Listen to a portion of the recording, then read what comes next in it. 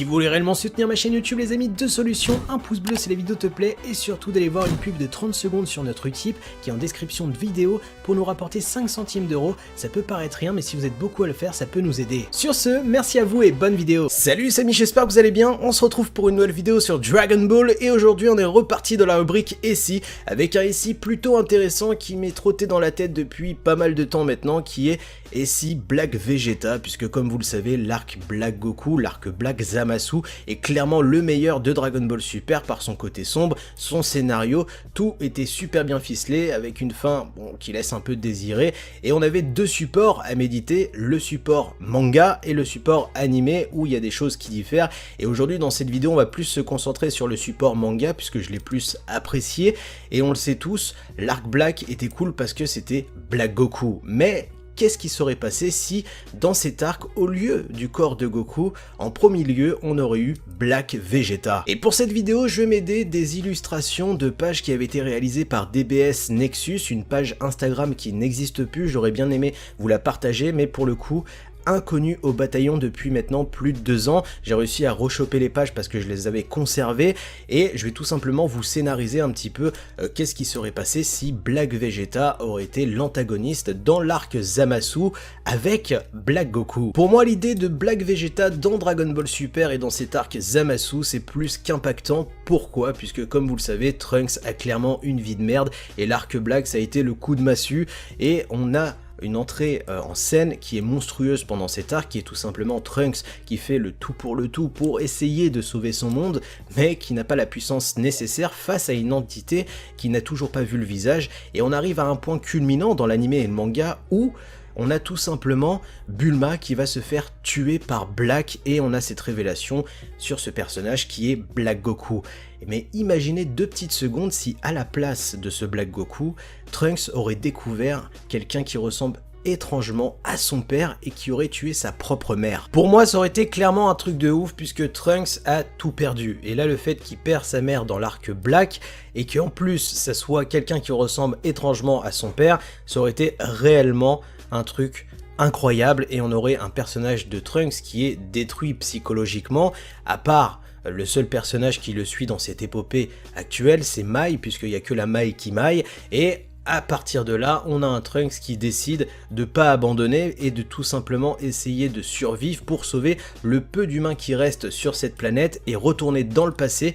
pour aller chercher de l'aide. Et là pour le coup, l'investissement du personnage de Vegeta aurait été juste incroyable puisqu'on aurait un Trunks qui apparaîtrait dans la timeline qu'on suit, donc la timeline originelle, où on aurait Goku et Vegeta, et rappelez-vous quand Trunks initialement voit Goku, il l'attaque directement, on aurait eu le même schéma par rapport à Trunks, et on aurait un Trunks qui aurait expliqué à son propre père du passé, qu'en gros il y a quelqu'un chez lui qui fout le bazar et qui a tué sa propre mère Bulma et qui le ressemble étrangement. Imaginez la haine incommensurable du personnage de Vegeta, puisque, comme vous le savez, depuis l'arc fin Dragon Ball Z, Dragon Ball Super, on a un Vegeta qui s'est ouvert, entre guillemets, à cette sensualité, cette émotion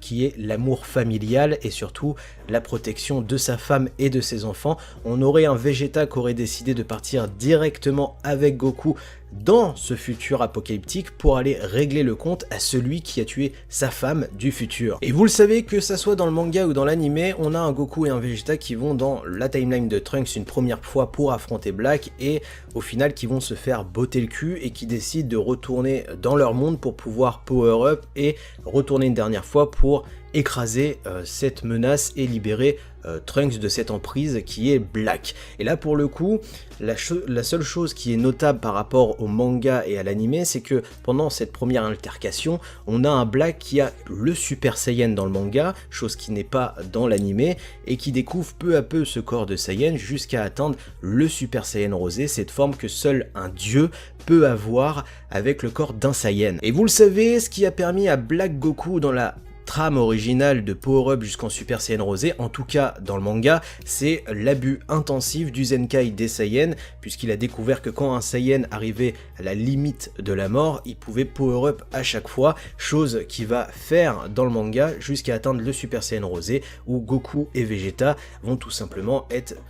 défoncés par Black, et on peut imaginer le même scénario avec Black Vegeta, et sauf qu'il y aurait une petite surprise à la clé, c'est que Black Vegeta n'est pas seul, il est avec un autre personnage qui est Black Goku. Et là ça devient intéressant puisque, rappelez-vous, en tout cas dans le manga, c'est grâce à Shin ou à cause de Shin que Zamasu découvre le personnage de Goku. Mais si Shin avait changé un petit peu sa version et aurait parlé de Goku et Vegeta, on aurait un Zamasu qui serait plus orienté sur le corps de Vegeta, puisque Vegeta est beaucoup plus impulsif, et à ce moment de l'histoire, que ce soit Goku et Vegeta, ils sont à un niveau similaire, à part que Goku a réussi à coupler le Kaioken avec le Super Saiyan Blue. Et on peut très bien imaginer ce Black qui aurait choisi le corps de Vegeta, quand il est parti chercher l'autre Zamasu, au lieu de faire le corps, le vœu d'immortalité, lui aurait proposé de prendre le corps de Goku, celui qui pourrait leur permettre de appliquer leur plan Zero Ningen à deux et d'avoir une puissance dite infinie et indépassable. On aurait alors un Goku et un Vegeta qui seraient totalement acculés la première fois face aux deux Black, alors à Black Goku et Black Vegeta,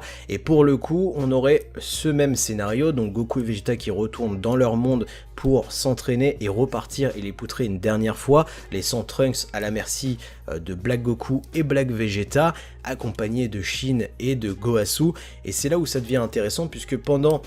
ce temps qui s'écoule, on a un Vegeta qui est totalement armé psychologiquement de dépasser celui qui a volé son propre corps et qui a tué sa propre femme du futur. On aurait alors Goku et Vegeta qui retournent dans le futur apocalyptique de Trunks et qui vont alors se surpasser et qui vont se taper contre Black Goku et Black Vegeta une deuxième fois. Les combats vont démarrer, on va avoir un Vegeta qui va foncer vers Black Vegeta et qui va se faire poutrer la gueule. Goku va arriver vers lui, va essayer d'aider Vegeta et on va avoir un petit michoui entre guillemets entre Black Goku, Black Vegeta, Goku et Vegeta. Un combat un petit peu sans fin, mais avec un Goku et un Vegeta qui se font clairement dépasser, qui essayent de tenir face à ces deux entités qui ont le Super Saiyan Rosé, une forme inconnue au bataillon et qui est seulement débloquable par des vrais dieux qui ont des corps de Saiyan. Mais chose qui change clairement par rapport à l'histoire originale, c'est que là on a deux Black avec la même puissance. On a Black Vegeta, Black Goku, là où dans l'histoire originale,